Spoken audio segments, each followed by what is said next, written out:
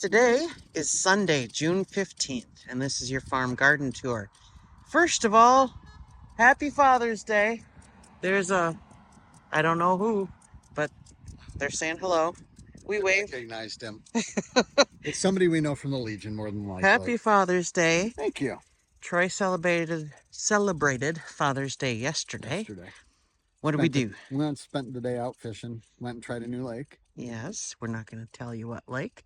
You're just going to have to go fishing with us, and we'll take you there. Absolutely, because this one we're going back to. I will insert a picture, but tell us. I mean, overall, it was a solid fish lake. I don't know, we caught a half dozen bass, half dozen largemouth, probably a dozen or so northerns that we threw all those back because they were full of parasites. If you know freshwater fishing, they had the little black spots everywhere. Surprisingly, the bass did not. I hooked two really, really nice smallmouth.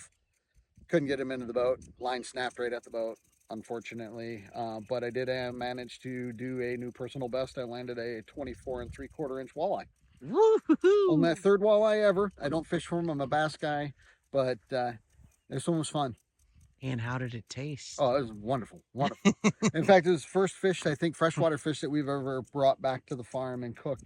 That after the fact, we all went, maybe we should have butterflied that thing. It was so thick. Yeah, I mean, the meat on it, no lie, was 1.5 inches.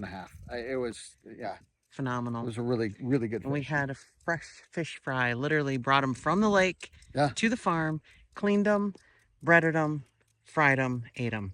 The best. So, on to the garden here. We have our potatoes. They're a little spotty.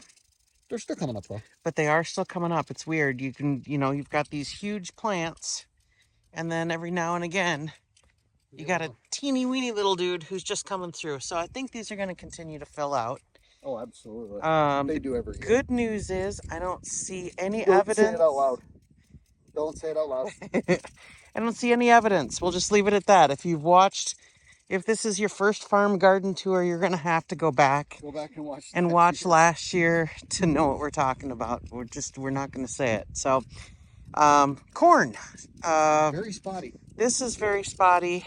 This was the bodacious seed. It's a sweet corn. The seed was 2-3 years old. I think this stuff was 3 years at least old, number one. And we'll see as we walk down. Actually, we should walk out into the middle of the field and show them this way. Looking down the row, this way. Yep. You can see how spotty the corn is. Watching a couple of people, actually one of them, Laura Farms I think she's out of Kansas. Nebraska. Or Nebraska, you're right, it is Nebraska. She had an issue planting this year where her seeder, the air line had a leak in it and it was not planting the corn deep enough. And she said that would have caused poor germination and stuff. And I think that's really what I got going on. My seeder, just because there was so much organic in this soil this year, because we just freshly tilled grass, the seeder just couldn't plant the corn deep enough. And I think that's really probably what we got going on mainly with the corn. We're going to have corn. It's just kind of spotty. Kind of spotty. This is our first year on corn. We're learning. Every year we're learning. And I think we got the water dialed in. Yeah. So that's phenomenal. Again, we've got 5 impact sprinklers. One right there, one right there, one in the middle, and then one on each northern corner. And they all go off individually, and that allows us to cover all the corn and the potatoes. So this corn looks better, obviously, and we've talked about this in previous videos.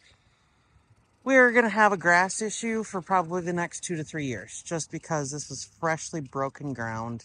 For 20 plus years, it was nothing but grass or whatever green weed wanted to grow up here. And we really don't want to use a herbicide on it, because since we've been eating more from the farm, I have less allergy issues, and I'm nearly certain it's because we're not putting any kind of weed killer on anything that we grow.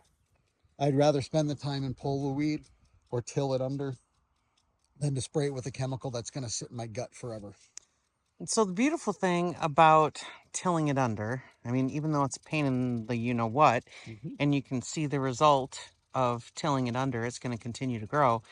Um, what doesn't grow becomes organic material and feeds the soil. So the beans are hard to see in here, but they're in there.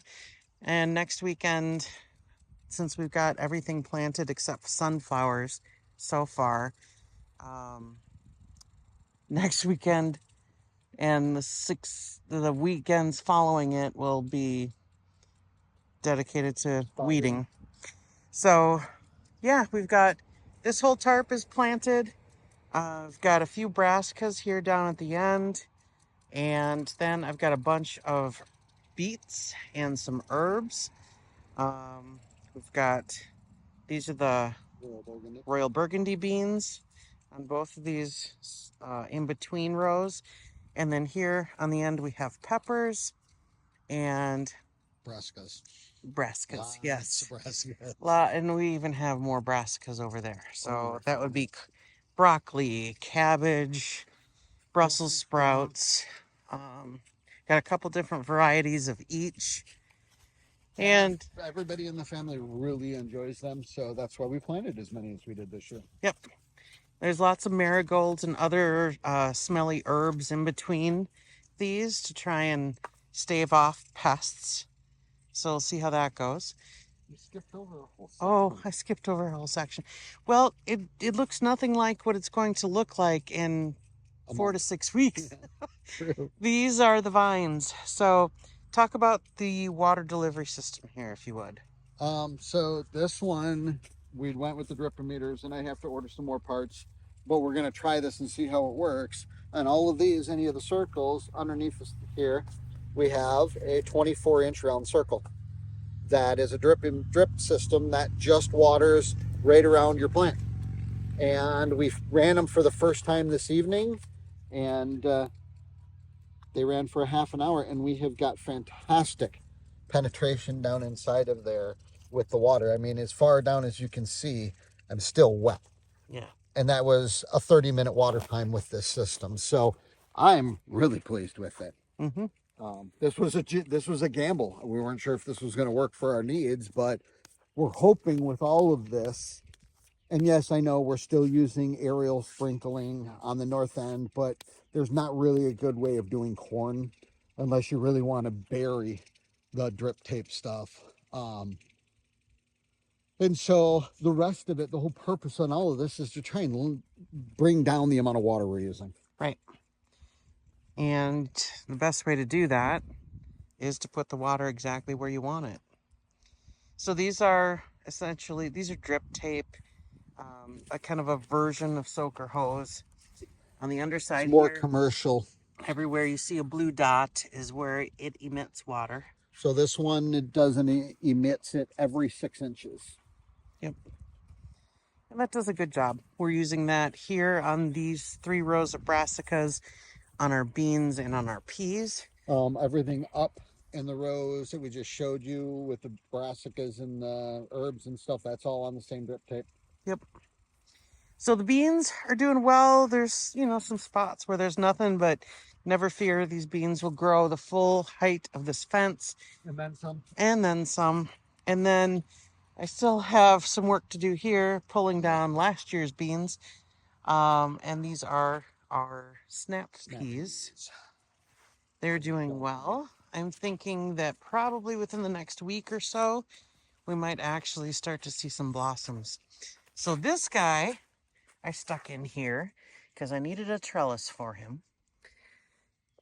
That's a loofah. My sister started that for me. And we'll see how it goes. Loofah sponges? Well, it comes from the loofah plant. So we'll see how that works out for us. All right. On the other fence, we have snow peas. And you can see the grass here is doing quite well. Where I over fertilized. And we haven't gotten a chance to mow it yet. But these snow peas are looking great. Our tomatoes that were planted 3, 4 days ago. Mm-hmm. They're kind of in shock right now, but they'll come around. These guys look really good. There's some of them here that I actually need to start pruning. If you notice down here, these do not need to be here. All they do is take up nutrients. You got one coming off the backside too. Uh, No, down low. oh, Way oh, down low. I got a dog licking me in my ear. Yuck. Hey, Duke. All right, so the tomatoes look pretty good. We've got some basil in here as well. I'm gonna go a little fast because it's almost 9 o'clock and we still have to drive home. So, And yeah, and go to it work is almost tomorrow. 9 o'clock, even with it. And it's as overcast at 9 o'clock. Yeah, exactly. We put some set onions in here. Got some dill. Put some cucumbers down there. And a We got crap ton of some greens. onions over there. I'll do a more detailed garden tour probably next weekend. But as of this point, we have everything in the garden that we think we were supposed to put in the garden, except for the sunflowers, and we'll get to those. So until next time, take care.